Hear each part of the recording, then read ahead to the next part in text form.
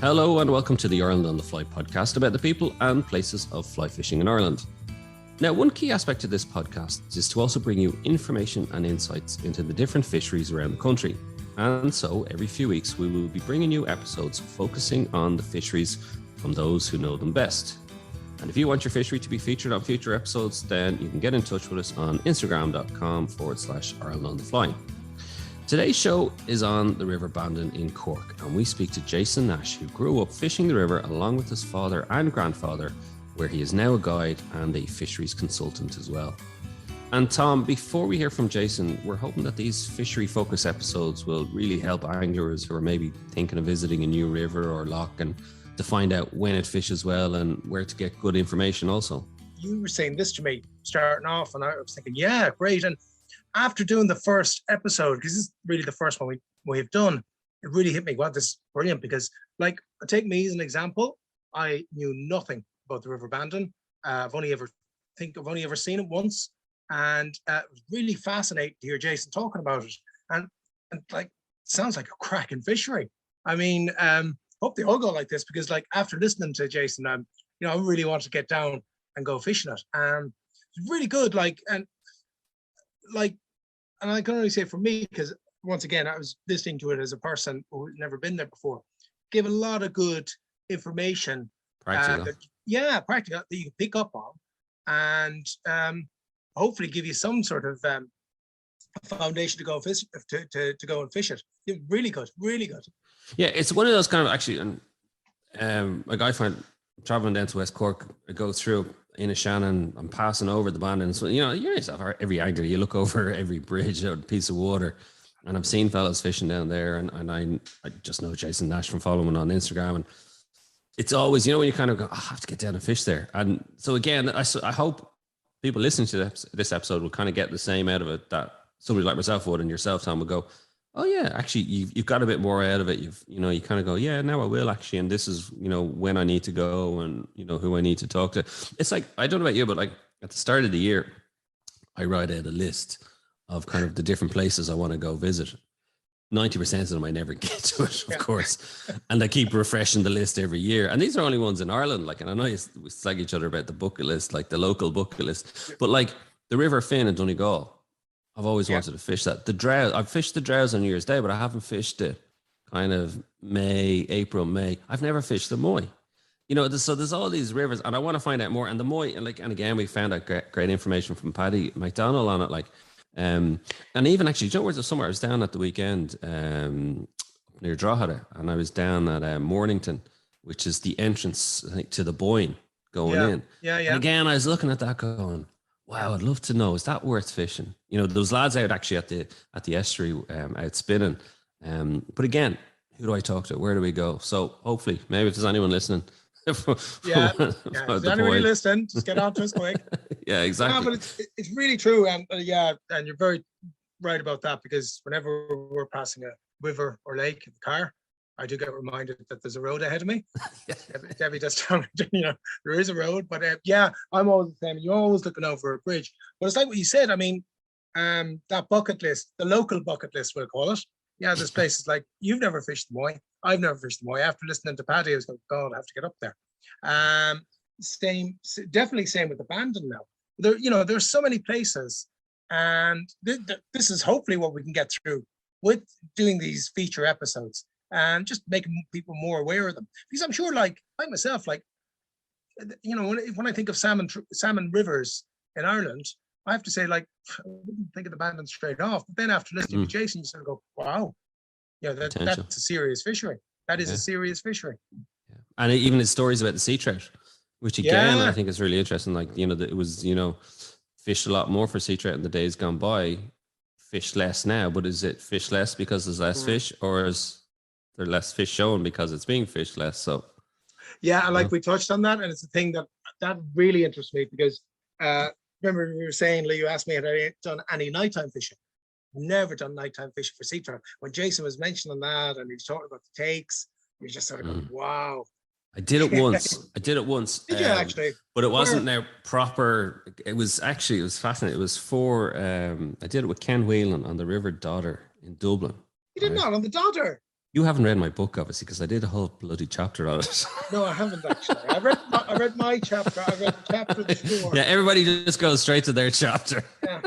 Listen, I told you, I have a huge problem with social media. I sit down every night and I waste an hour away looking at absolute rubbish. And seriously, I have to get off it. Start reading more. Start reading more. I have 3 books beside me on the bedside table, and they've been there since Christmas. And I have. Do you know how I'm going to get you to read more? Do you know how I'm going to get you to read more? How? We're gonna start a fly fishing book club during the winter, and we're gonna do episodes during the winter where you have to have read a book in advance. Yeah, my sister's in a couple of Zoom book clubs. Right, that's to discuss excellent. Excellent, right? Take me up on that, and I have to do it. Okay, right. I have to do it. So Annie, go on about the bit I've missed about the daughter. Go on. Oh yeah, sorry, the daughter. Anyway, forgive me if I'm repeating myself, Tom, if you've read the chapter, but. I wanted to do it on the daughter because I'm fascinated by it. You know, that the daughter, it flows through South Dublin, you know, Clonskee, the big Dublin bus depot there. And you're walking by the river and there's Dublin bus, there's housing estates. And in this river, and as Ken Whelan told me, I think it's the only river actually we must do an episode on the daughter. It's the only river in the capital city in Europe that has brown trout, salmon, and sea trout running it. So Dublin's the only European capital city that has a river in its city limits that has brown trout, salmon, and sea trout running up it. Wow, incredible, isn't it? So I was fishing brown trout during the day with Des Chew from IFI. It was a brilliant experience. Yeah, Des is a great lad.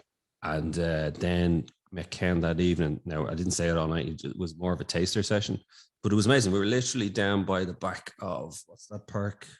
Herbert Park or one of those. Is it Herbert Park? No, you're a South Side one.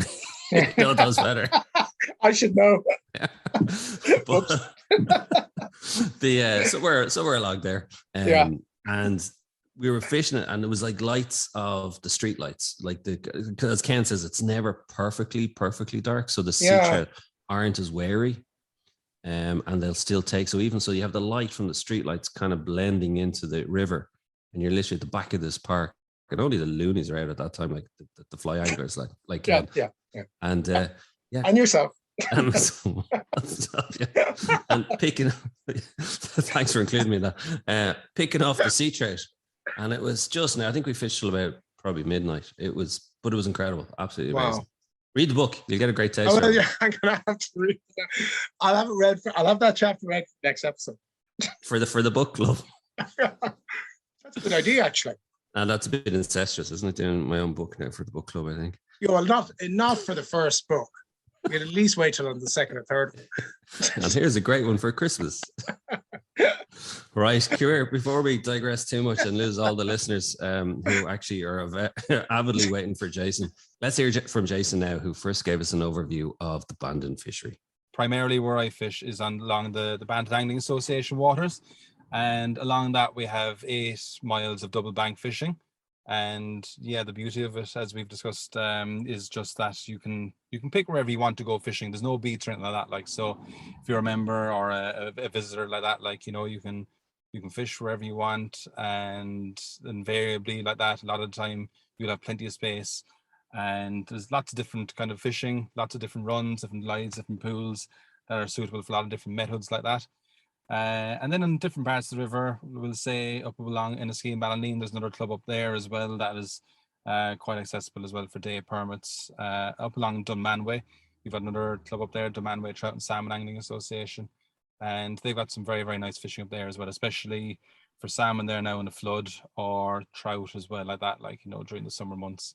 Some very, very nice fishing up there. And yeah, other parts of the river then are kind of interspersed with different kind of private fisheries. One very nice fishery there now is Kilcoman, which is just based between Enniskeane and Bandon. And again, some lovely, lovely fly water, predominantly salmon fishing, but there's some nice trout fishing there as well, especially with the evening rise. And then, of course, you've got some other kind of free stretches as well, like down below in the Shannon and around Bandon by Little and that, like that, like, you know. So there's a great variety of fishing, very accessible for everybody like that, like. So like my memory of the Bandon as well is from the geography lessons in school, and it was the smallest of the three down in the south because you had the Lee above it and you had the Blackwater. Yes. So basically, the length of it, the overall length, and how much of that is fishable. Much was fishable. So off the top of my head, as far as I know, it's 72 kilometers long is what I think it is. Right. And really, like, you know, the prime fishing would be from, we'll say, Shannon up towards Ballineen, we'll say the far side, the west side of Ballineen would be kind of the prime fishing. Dunmanway has very, very good fishing as well, but you need a flood, and in the summertime as well, you get very kind of dense growths of weed. So just water crowfoot, ranunculus, which can be very, very good for the river as well at that, like, you know, but it becomes a little bit harder to fish up there. And how far up is Dunmanway now, let's say, from Bandon? Yeah, so it'll be a drive for that, like it'd be probably a half an hour drive of that at most of that, like, so probably you're thinking probably 15-20 kilometers of that, like, you know, right, by stream length above it like that, like, so there can be some very, very nice fishing up there, but I haven't fished it personally myself, but talking to guys up there, they target the salmon kind of late spring, early summer, and then from then on, if they have a flood, then they can fish it again. But in kind of moderate to low flows, you're looking at around the Bandon area, even Ballineen and the Skene to a certain extent like that. But the prime fishing, I would say, is probably around Bandon, all right. And again, Ballineen and the Skene has some good pools as well at that, like, you know. And it's a river you grew up fishing on, was it, Jason? You lived nearby. Yeah. So I'm from Inishannon like that. Like, we just, like, our family home is just on the Kinsale side of Inishannon. So my father is mad into fishing as well like that, and that's how I kind of got into it with my dad and with my uncle as well. And yeah, like fishing since I was, I'd say, 6 years old. And what we used to do was just go down to Inishannon, fishing for trout, invariably sea trout back in the day, just fishing with worms. That's how I kind of started off at that. And then from the age of around 10, just kind of getting into more fly fishing in the evening time.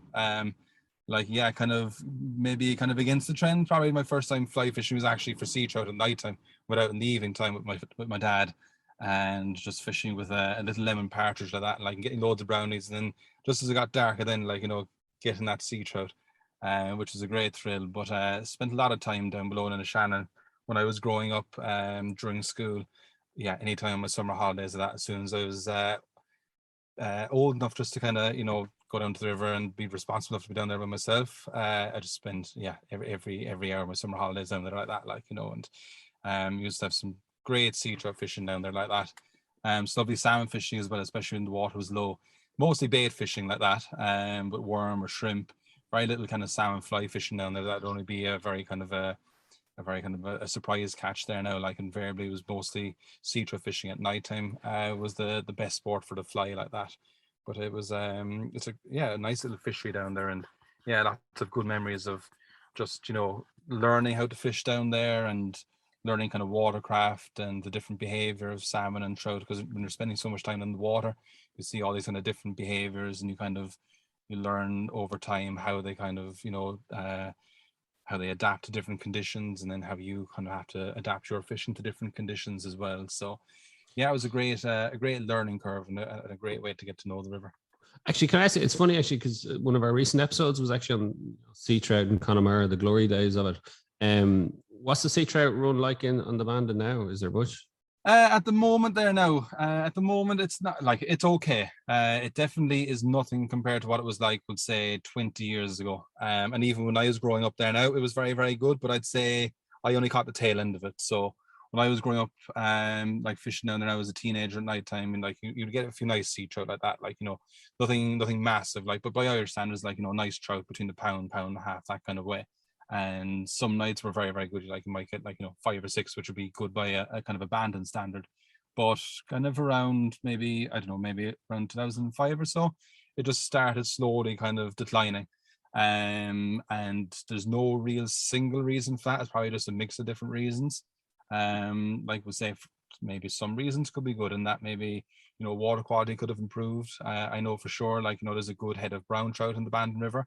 And when you compare it to other neighbouring rivers, like, you know, we'll say the Argadine or the Glasheboy, that are renowned for their sea trout fishing, they wouldn't have a particularly high stock of brown trout of a decent quality and size of that, like, you know. So it's kind of the sea trout run has definitely declined over the years. Recent years, it's maybe a little bit of an upturn like that, like, but because the runs have been low for so long, actually the amount of people going out fishing for them as well is definitely drastically reduced as well. Like, I remember we used to always tackle up at my uncle's place. He used to live on Main Street in the Shannon, and it was only just down the road from where people used to park. So we'd be tackling up. We'd, like, stick our heads out the door and just see, like, at the cars being to park with fellas just coming that are going to go down then for the night session like that, like, so we try and get down there before them, or we leave them off, and then we'd just go off somewhere else ourselves at that, like, so that was back in the heyday. But definitely now, like, it's very, very quiet, but in a way, potentially as well, like, the potential is maybe a bit better than people realize as well. And, if people put more effort into it, maybe more sea trout would be caught. But definitely, sometimes it's a double-edged sword, isn't it, Jason? Because, if the word is going out that there aren't salmon on it, then the effort isn't put in. And if the effort's not put in, yeah. Yeah, and it's a big effort to do your night fishing. It's not something you just nip down and, there's a bit of planning to go on behind it. So, if you're here and it's not there, then the angling pressure drops, and then naturally the fish won't be caught. No, exactly like that. Like, and then, like, a lot of sea trout, like 80% of sea trout will be female like that, like, so those sea trout coming back as well like that, like, if there's angling pressure has been reduced, and there's not much exploitation, and if your conditions in the river are actually improving in a certain respect like that, like, eventually, like, that stock might come back a little bit as well like that, like, and fishing might improve over time. So it's a lot of it is cyclical as well like that, like, so hopefully there now in a couple of years to come like that, like, we might see a small resurgence in the sea trout fishing, which would be lovely to see, like, because sea trout fishing at night time in particular with flies, it's great sport, it's great fun, it's unparalleled with an awful lot of different kind of ways of fly fishing, just that casting into the darkness and just kind of waiting for a very, very dramatic pull, because there's nothing kind of like, shy about sea trout in the respects of like how they take a flight at nighttime. They're shy creatures by nature during the daytime, right, like that, like, but at nighttime when they kind of get a little bit more comfortable in their surroundings and become aggressive, that take can really be nice at that, like, they really slam the fly. There's nothing gentle about it a lot of the time. Actually, Tom, I was asking, did you ever do sea trout on rivers at night? I was just going to say that you let me into it. Never, ever sea trout fished at night, because it's not done in Connemara. Our sea trout fisheries are always lough fisheries and during the day. It's amazing. Completely different. Just completely different. There's very little river sea trout fishing in Connemara. It's primarily lakes. Yeah. So it's really interesting to say that. Now, I do have done a lot of night fishing for brown trout, but it's magical. I love night fishing. But yeah, I've heard a lot of guys like yourself talking about the sea trout at night, and apparently that explosive moment at the take, because as you say, they're not shy, apparently. No, they're not shy all nighttime of that, like, and what's nice about it as well as that in one single night, like, if you give it a proper good session, like, you're fishing at dusk and you're fishing through the night into the early hours into dawn of that, like, you'll go through a big variety of different tactics, like, start of the evening you'll be fishing with your size 12 or even size 14 small little wet flies, like, your teal blue and silvers, Alexandras and stuff like that, like, and then as it's kind of moving into the night, you're kind of getting into bigger flies and you're sinking your fly down a bit more, using tube flies maybe even like that. Some nights then you're using your surface lures, which is really exciting, as well, like just skating that across the top and they're just absolutely lamping it. Some nights they won't even look at it, but an awful lot of nights, especially if it's a dark night and it's nice and warm, and even when there's, like, sedges about and things like that, they'll really whack that surface lure. And yeah, it can be really, really exciting. Yeah, it's a really, really nice form of fishing. And if you're into salmon fishing, obviously low water and salmon fishing don't really go together if you're fly fishing. So it's a nice kind of a sideshow from the salmon fishing like that, like, and you can really go for it. So we kind of went off on a tangent there on sea trout, which is great. But so back to the salmon with the river. Basically, when does it start? Do you get a spring run? We get a spring run, yeah. So, like, we'll say the season is from 15th of February to September 30th. Now, February fishing, that's needle in the haystack kind of a stuff like that. Like, it's mostly the kelts that have spawned and are heading back. There'll be the odd fish caught like that, like, but really not much happening. March, it picks up a little bit. The last few years have been very, very quiet, but actually this year, encouragingly, there was a few fish caught in March, which was nice to see. And on top of that, there was a few nice fish seen running as well at that, like those, which is very encouraging, and hopefully it's not a flash in the pan. But like, you know, if you're kind of a visitor to the river, you'd really be waiting until April. And usually the second half of April onwards, if you've got good water, then your chances increase exponentially. You really do have a very, very good chance of a fish. The best of the fishing for spring salmon would be May, June. Now June you're kind of getting into the summertime, but quite often there can be a late run of spring fish in June, and those fish tend to be quite large as well as that. Like, you know, it's uncommon to get a few salmon that'll be like, you know, in the high teens, mid to high teens like that. And then for like, you know, quantity wise, July would be the best time. This July here now, we've had a really, really good mix of salmon, mix of sizes. So there's been actually quite a lot of big fish still running the river and that have run the river this month. And we're lucky in that respect. It's been very, very good. And only the last couple of weeks, the grilse run has appeared, and they're coming in any kind of number. Up to that, there was a few grilse around, but nothing major. It was really mostly still all big fish, like, you know, at least 8 pounds. And I think the biggest fish this year caught was around the 22 pound mark. That was estimated by a club member. He got him only a few weeks ago at the tail end of that flood. On a shrimp, and he returned her, I should say. It was just a nice fresh hen fish. But it's been a really good season for those bigger fish like that, like, you know. And yeah, definitely if you're coming down, I'd say the 2 months I'd pick are probably June, July. When you get into August, September, then you're kind of fishing more over kind of stale fish and stuff like that. Like we used to have a very, very good back end run, and yeah, in the back end run now there could be some very nice big fish.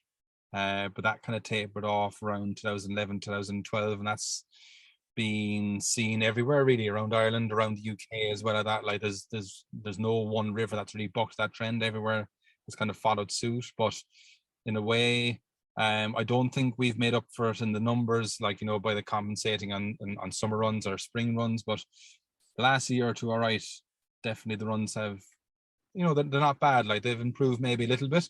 Too early to be any, like, you know, to be overly optimistic about that or to get carried away. But still, like this year now, there's been a very good spring run like that. Like, and you'd hope that would carry through, and it's not going to be a flash in the pan or just a kind of a thing that's happened over the last year or two. You'd hope it's going to follow through, like, you know. So, as a matter of interest, there, just when you were talking, what size are the grills that are running?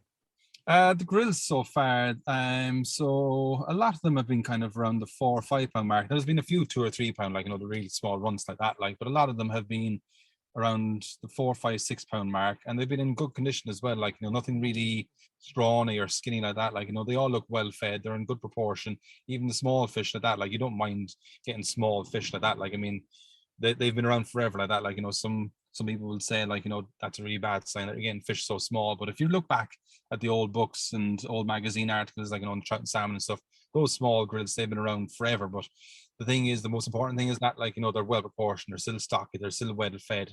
And that's what we've seen. Like, some years you will see those skinnier kind of grills, but thankfully this year now they've been well fed. And the multi-sea winter fish coming in, they're really good, stocky, chunky fish as well as that. Like, they've been very, very well made. And that's kind of a theme that's been seen in an awful lot of rivers around the country as well, which is nice to see like that, like, you know. So from a river specific point of view, I suppose last year we had a good run of grills, and usually when you have a very good run of grills the next year then as well, you will get some very, very good multi-sea winter fish. So just a sign of good sea survival, I suppose, and a sign that obviously that smolt run in the preceding years has been pretty good as well at that, like, you know. So hopefully there now this year we have another good run of grills. There has been a decent run of grills now the last couple of weeks, and hopefully that kind of continues on probably for another couple of weeks anyway, because usually in the last few years it's kind of mid-August it starts tapering off with the fresh fish like that, like. But no, everybody has been pretty happy now with the season so far this year like that, like. And even, like, you know, every river will have its cohort of, like, you know, anglers that might be a little bit pessimistic or a little bit kind of, you know. No, I won't believe it. I refuse to believe that. Don't exist. It's complete fallacy. Sorry. It's just Bandon, is it? It's just Bandon. But even this year like that, like, you know, even guys that might be, like, you know, a little pessimistic, they've been very, very happy with the run of fish. And even if they're not catching, the main thing is seeing them like that, like, you know. So that's good like that, like, you know. It's not just about the catching. As long as you see fish there like that, like, that's what you want to see. That's the bottom line like that, like. So I saw your Instagram. Was it around end of June, start of July? You were doing particularly well, Jason. Was it? Was Yeah. The Yeah. kind of Grails run was coming in, and there was a bit of rain. And as I was telling you earlier, I was down in Clonakilty, it's family holiday, Tom. And traditionally, I always when those rains come in, that's what I'm always trying to be on the Blackwater, because it's a brilliant time. And I knew, there was nothing I was stuck at. And I wouldn't mind, but it was wind and rain, and we were stuck in the holiday home. 3 kids climbing the walls, and I was like, oh, I wish I was on the Blackwater fishing, and then I saw Jason on the Instagram, and I saw the pictures of the fish being caught in the Bandon, and I was like, yeah, should have been there. Should have been there, is right. Yeah, no, it was perfect fishing weather. Maybe not holidaying weather, but perfect fishing weather. And we got a small rise over that weekend, and it kind of encouraged a really nice run of fish up. But they ran very, very slowly just because that water it had come up a small little bit, but it wasn't too big a flood. And then we had more rain, which really put a really nice flood into that, and fish out. And everybody then along the length of the river had sport like that, and it was really, really nice to see. And yeah, that was our first flood since, I'd say, probably April. It was pretty dry spring like that, So we were all waiting for it like that, So when eventually it came, then everybody was ready for it. And in a lot of people, most people that went out and put in the effort like that and got a bit of luck, they had some nice fishing like that. And again, there was some really nice fish in between them like that. I had one nice fish around 15 pounds, and it was just a bar of silver, pure fresh sea lice. And other guys as well, there was a few fish kind of reported around 16, 17 pound mark as well, which was really, really nice to see. And yeah, a variety of methods, the fly did very, very well. And the fly is probably the most productive method when there is a good flood like that. It's the method that most guys want to fish when there is nice water like that. At times when it's too high, or if you're fishing kind of difficult places that aren't very fly fishable, the spinner is obviously a very, very good method as well. But it was just really nice fishing, and it's nice when you get a flood at that time of year because it just coincides with the main one of fish like that. You're fishing over fresh fish, and they're willing to take, and it's just nice of that, and you can fish places that in the low water you can't fish at that, but everywhere it just becomes fishable at that, and you're kind of getting out and you're trying different methods with different flies and different rods and different lines and you can kind of mix it up, and it's a real good time then if you're lucky enough to have a fish or two underneath the belt, then that you can kind of go and experiment or fish different places, different flies, and trying to tweak how you'd usually do it like that, Actually, just out of interest, sorry, Tom, how many days would you get out in a typical season on the Bandon? So lately, I'd obviously growing up, I'd fished a lot more like that. At the moment there now, I try to get out once a week if I can like that, maybe twice a week like that, kind of fish around work times and with family and stuff like that, So if I can, I try to get out very early in the morning of a weekend or in the evening time. And then if a flood comes along like that, I try to put in a little bit extra effort if I can like that. If I get lucky with it,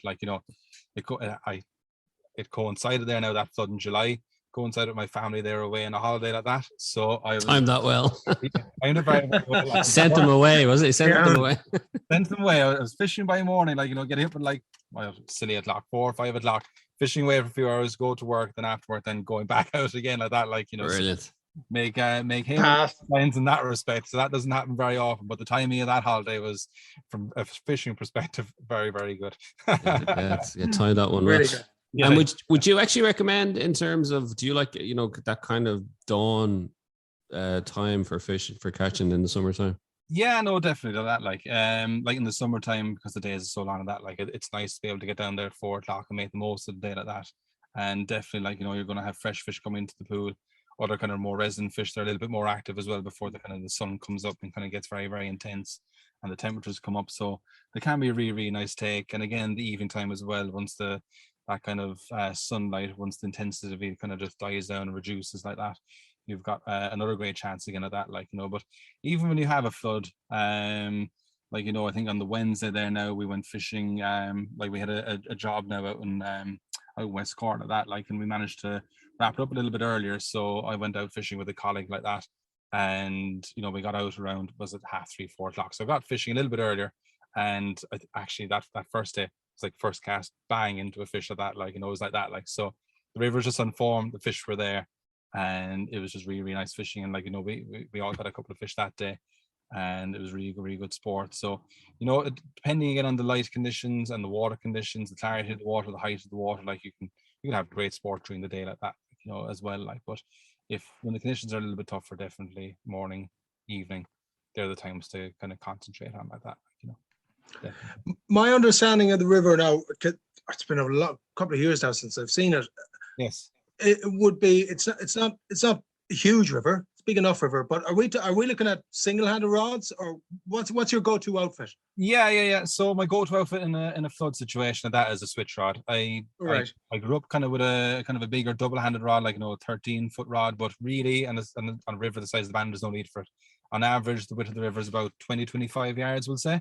And I don't know, I bought my first switch rod now, which is actually the same switch rod I'm using now, because I don't know, I can't see past it. I love it. It's very, very versatile. But I have an 8-weight switch rod. It's 11'3", and it'll actually, I can fish scadgets off it with a T14 tip if I want, and I can fish quite delicately as well with a kind of more Scandi line with a variety of different tips. And if the water drops to a certain degree, like if it becomes low or even at the tail end of a flood, I just go back to a single hander.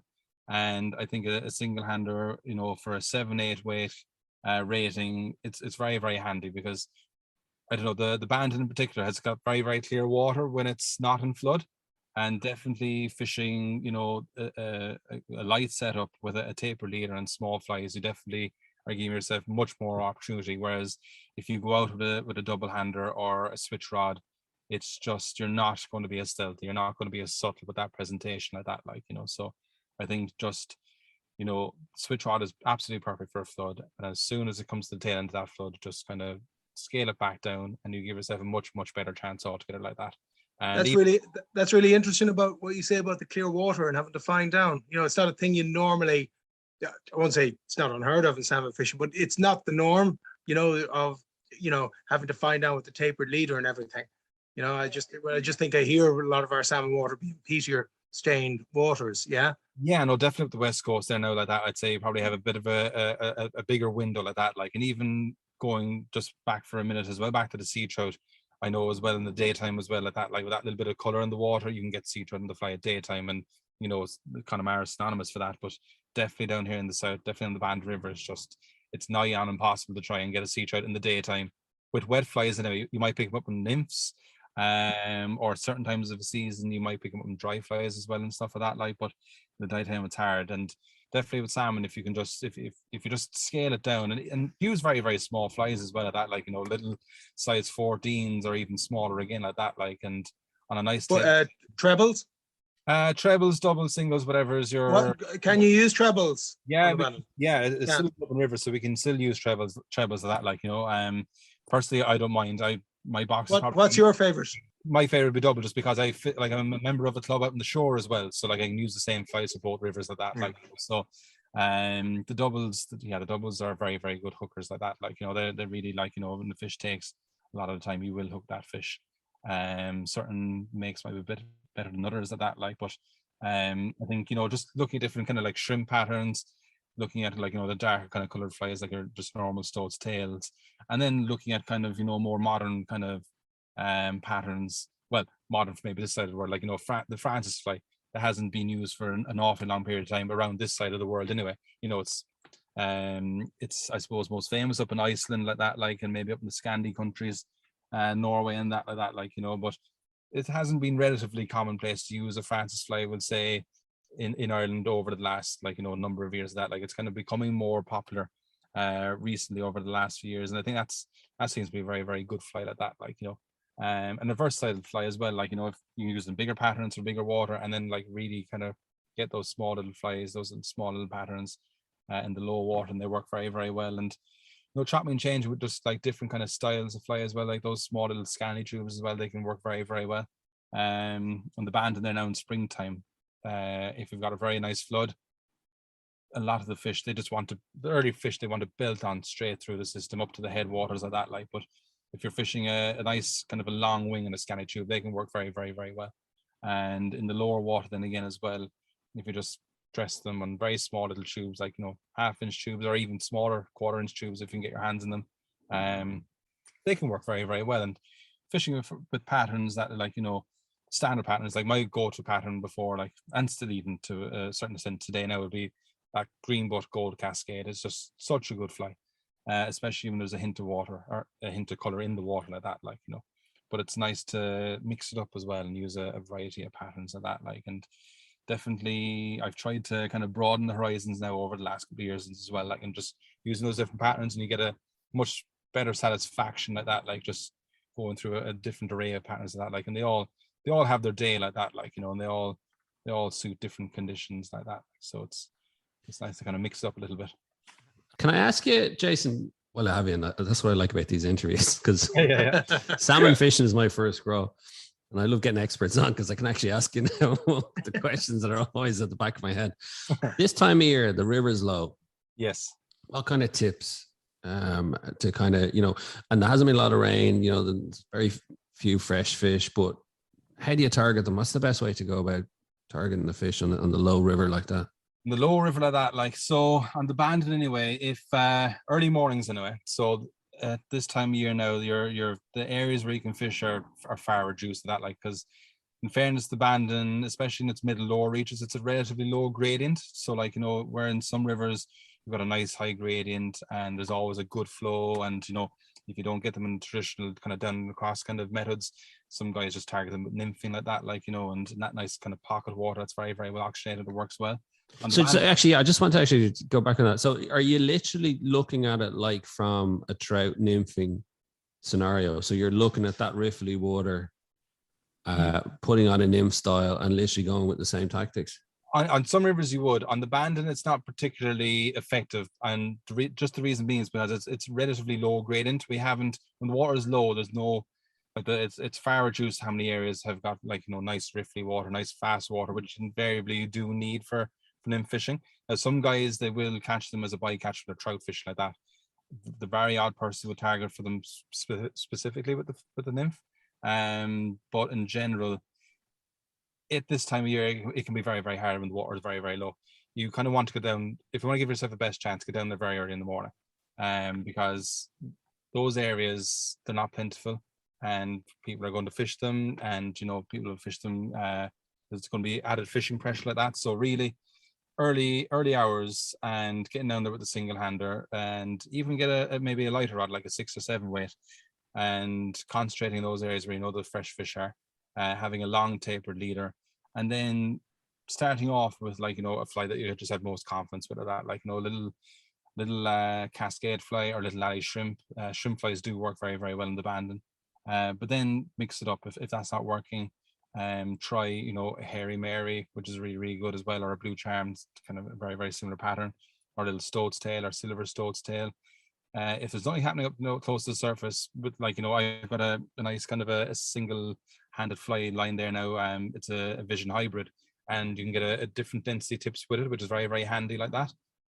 So if it's not happening near the top, I can just kind of work my way through the layers of that, like, you know, and bring it down a little bit deeper with the same kind of flies, or even, like, you know, change it to small little heavy little tubes of that, like, and just fish down through the different layers. And if there's anything taking, like, you know, that's your best chance, kind of cover all the different scenarios of that, like, start at the top, work your way down through the water columns, and that's just going to give you your best chance of that, like, you know. But keep it stealthy, even with your casts like that, like, you know, there's no real need for any kind of snap tees or kind of double spay casts, all this kind of thing like that. Like, just try and keep it like just overhead cast or just to a single spay. And yeah, stealth is the aim of the game of that, like, because you'd be surprised just how easily you can kind of give your presence away, and if those fish see you, or if they kind of think you're coming, they'll just they just go off the take. And if you're actually watching somebody else fishing like that, like, you know, and if in any way they kind of betray their presence, you see those fish kind of scattering around, and the angler will be completely unaware of it at that, like, but those fish will just start milling around the pool. And yeah, the more that happens, the less likely they are to be taken like that. Like, you just want them to be settled, and if they're settled, then you have a very, very good chance.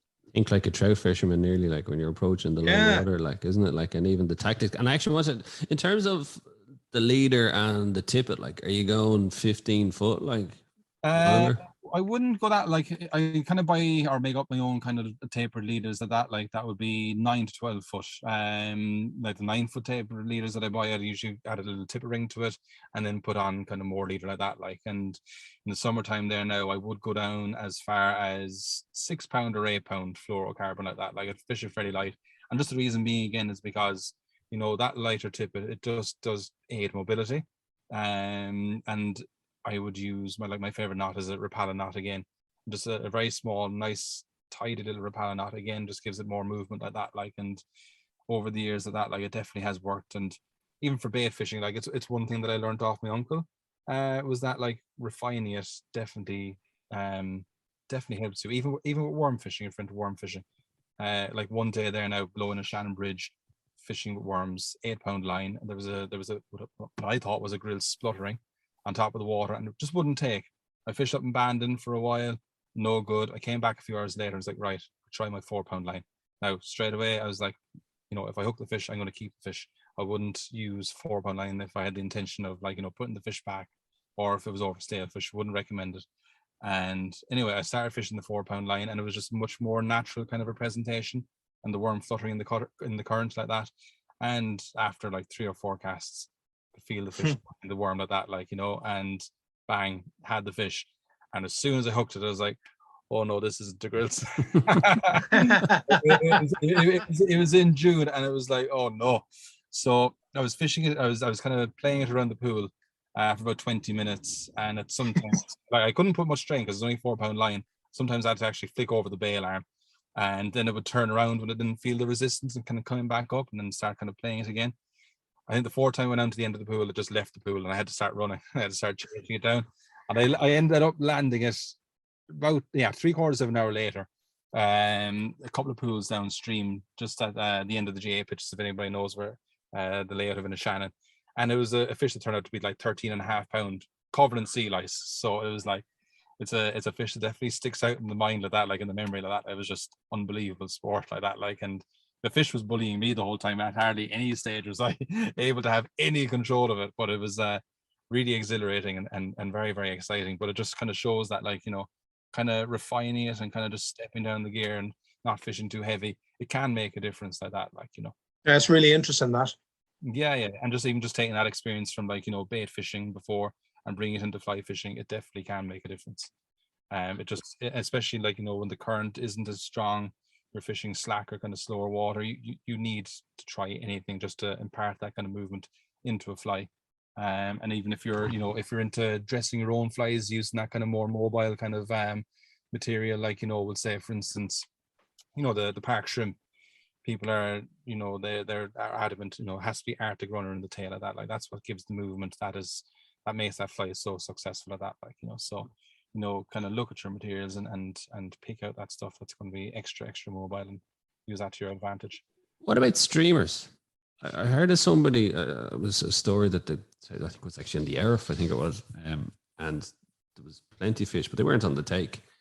Yes. And anyway, somebody said that they heard one fella started doing, you know, streamers, the same kind of styles, and just, you know, bringing it in as quick as you could, and that was how they were catching them, like, on that. Like, have you ever done it that way?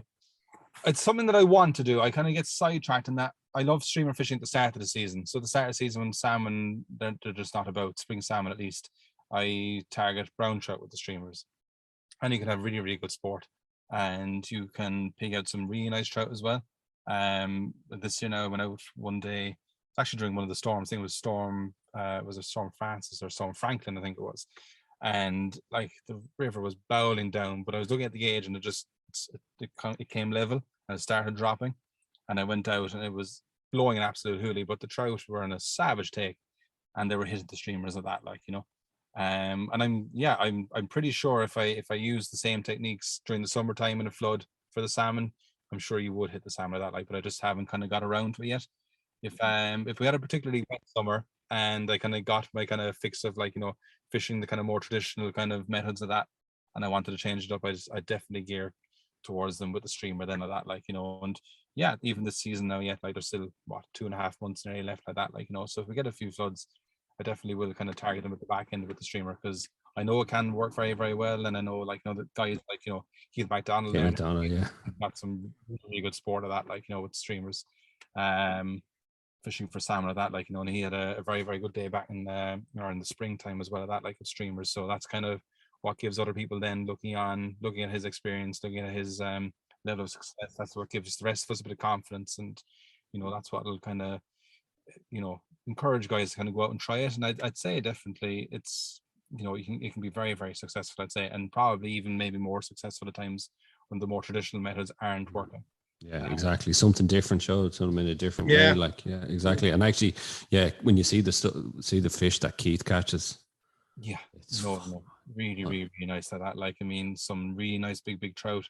Those salmon size check, like it. Exactly like that. Like, he really does pull them out of that. Like, and the salmon, the way they hit that fly as well. And as he described in one article as well, I think it's quite similar to, like, stripping a sun ray shadow like that, like, and the fish just see it and they just go for it, and can be very, very successful. So it's something I definitely have to try this summer. And like, even there now, I kind of always look at I bought a few flies a few years ago as well, these intruders, and they're very, very successful for like steelhead fishing and stuff like that, like, but I think as well they could be very, very successful for salmon fishing as well. If you've got that really nice kind of high water with a nice bit of color and a good one of fish, they can definitely be worth a shot. Tell me this, Jason, just in terms of if people wanted to kind of find out more in terms of fishing the Bandon, you've whetted my appetite.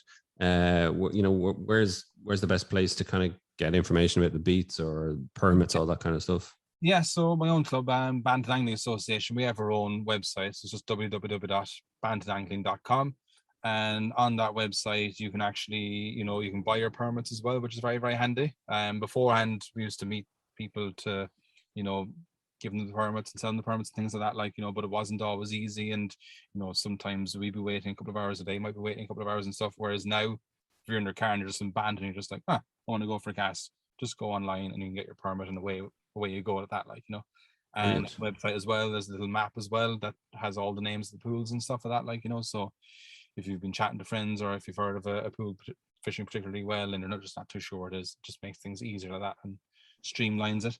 So that's where most of the information is for fishing that particular stretch of water where I fished the whole time. And then I think on the Inland Fisheries Ireland website, then you can get the contact details then for Ballineen and Eskeen and up into the as well, like, So can I ask you actually, Jason, so like I said, you've 2.5 months left in the season. Yes.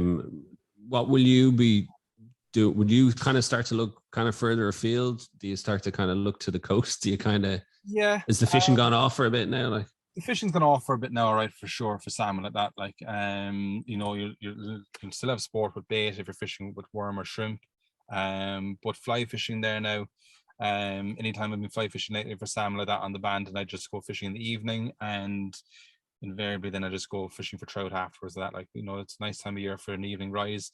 I haven't been fishing for trout in even time with dry flies for a long time, so I'm kind of relatively new to it. I've only kind of started in the last few years, because sometimes with salmon you can be flogging a dead horse and the water is very, very low. So that's kind of a nice kind of a sideshow like that, like when the conditions are bad.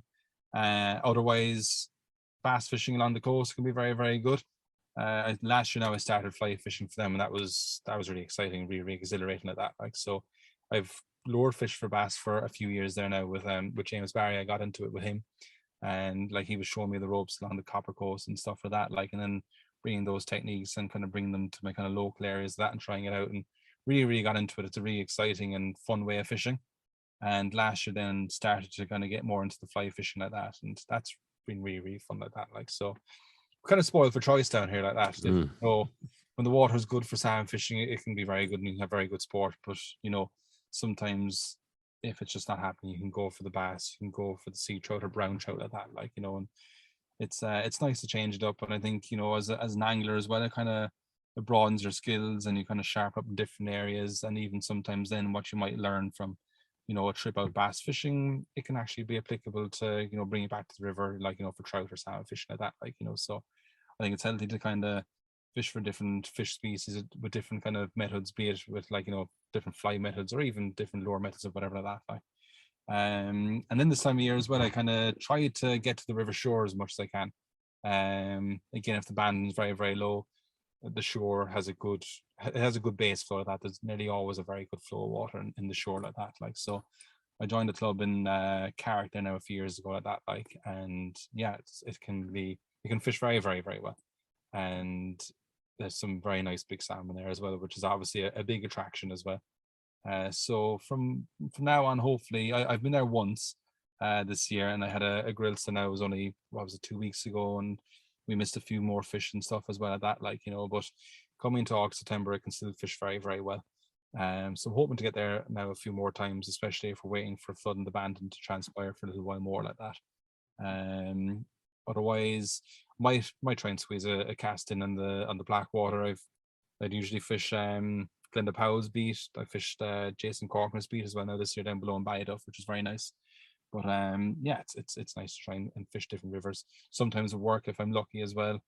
This year now, I was doing a bit of work on the Stole, and I fished the River Field now one evening. That was a gorgeous little river, really, really nice, and it seems to have a really nice run of fish, really nice run of spring fish as well, like that. Like, so, I was lucky and unlucky to hook a fish but lose it on my first visit there. But I'm really looking forward to fishing that river again. I think it's a really, really nice little river. Don't know if you've listened to any of the others, so there's one last question we want to ask you. We've asked everybody so far, and basically and we're going to put a little caveat with yours, what your most memorable fish is on the fly. Now, needn't be the biggest, and also as well, it needn't be from the Bandon. Yeah. So if it's not from the Bandon, you've also got to tell us then what your most memorable fish is from the Bandon. So we're giving you two questions. Okay, two Price questions. of one. So if it's on the fly, we'll say, I know we'll say, what is it? Yeah, 7 years ago now at this stage. Like, I like my own job as well as like I'm a fisheries ecologist. So 7 years ago now, Bandon anglers, we had this section of the river which we rehabilitated. So what we were doing was these angling pools that had kind of degraded over time for one reason or another. We actually went to enhance them. So the ethos back then was, deflectors and creating pools and putting in loughs and stuff like that. So I went away and designed it with the late Professor Martin O'Grady, and yeah, we came up and we like, I was there now with the track machine and kind of like, supervising the works and kind of showing the machine driver how to do the stuff and things like that. But as soon as we finished anyway, luckily enough, we had a lovely flood, and it was nice to go up there, fish the pools. And in like the first pool I fished, it's a small pot is what we call it. It's just below pothole, and yeah, straight away just started catching salmon like that. So I just found that kind of really satisfying at that, like, that you can actually kind of go away, do some work for the betterment of angling, but more importantly also as well just for the betterment of the river, for improving it. And I just kind of got such satisfaction that, like, only a week before, that we were in there actually doing this really good work, really hands-on work, and then going back there afterwards then, and straight away bang, like, getting the fish. So I got great satisfaction with that. And no, it wasn't even a big fish, it was just a nice grilse, I think 4 pounds covered in sea lice, that, like, but it was really satisfying like that, like. That was class. Yeah, no, it was really good. And then from another perspective then, I suppose, like, taking my first son, Killian, taking him fishing there now a couple of years ago. We went fishing with my dad, so Grandad Joe, as he'd call him now. And it was one of those days where it was the first flood again for like a month or two, and it was in August, and we were hopeful that, like, fish were there, they were going to be taken. So we got down there and we started fishing.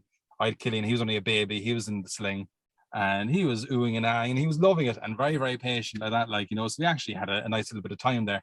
I hooked the fish and was trying to be careful then, and, like, not to hit him in the face with the rod, not getting overexcited. And anyway, the fish shook the hook anyway, so I lost him. But then thankfully, my dad then, he hooked another fish and we got him in like that, like, so Alice, my wife, she was with us at that, like, and she was able to photograph the whole moment, and a photograph of Dad there now, he was bringing the fish in, and I was there kind of stooping down with the net, and there's Killian hanging on with the sling like that, and we're slipping the net underneath the fish. And then we had a nice kind of a photo then with the three of us of that, like, holding the salmon. And I was trying to put the fish back then, but the fish kind of had a bit of a kick then as well, and it unfortunately, but funny, it like slapped Killian across the face as well just before I got into the water. He's only a little baby like that, like burst into tears, but it only Like, looking back at it, like, it's just, you just have to laugh at that, like, just got added to the event. It was very, very, Nice. like, but it was a really, really good memory, a really, really good moment of that, like, that we could all kind of share. And Killian never wants to go salmon fishing ever again. Never again, I tell you. Never again salmon fishing at that, like, but he's actually, I've taken him fishing out a couple of times to that, like, and even just like, fishing for small little trout with the fly rod, and I'd be casting away and you'd hook a small little trout, give him the rod then. And even just a few weeks ago now, I had him down below in Shannon, and he loved just winding in the fish, and he really, really came into it. And even just the sound of the reel, he loves the sound of the reel, just bringing it in, and fierce excited bringing in this little, I think it was actually a salmon park, fierce excited. So yeah, it'd be nice now if he kind of gets hooked into the sport as well. And another generation of Nashes on the Bandon to terrorize the salmon. That's exactly it. So yeah, I'm looking forward now to, hopefully, he'll get into it. And if he doesn't, what about it? Like, but if he gets into it, it'd be nice to kind of continue on and share some nice days fishing with him now in the future. Exactly. Well, Jason, it's been absolutely fascinating talk. Thanks a million for your time. I've learned plenty to take away, and like I said, if anybody's interested in fishing the Bandon, if you're down that way, I know a lot of people heading out to West Cork, you'd be passing through Shannon. I know I myself, I'd always crossing over the bridge looking down at the beautiful stretch of water, so I have to get out and fish it now, maybe next season. Anybody whoever wants any kind of advice or wants to know what's kind of going on or whatever, just give me a shout anytime, through Instagram, or even my email as well on the website, jason@bandangling.com. Just drop us a line anytime like that. Super. What's your Instagram handle, Jason? It's just Jason Nash Fishing, I think it is now at the moment. So yeah, you can just get me on that and yeah. Well worth a follow. And tight lines for the rest of the season.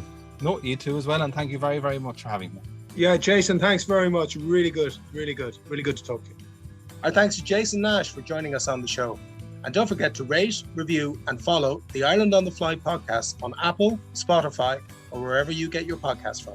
Plus, you can keep up to date on IrelandOnTheFly.com, as well as on Instagram. And myself and Tom will be back with another episode about the people and places of fly fishing in Ireland.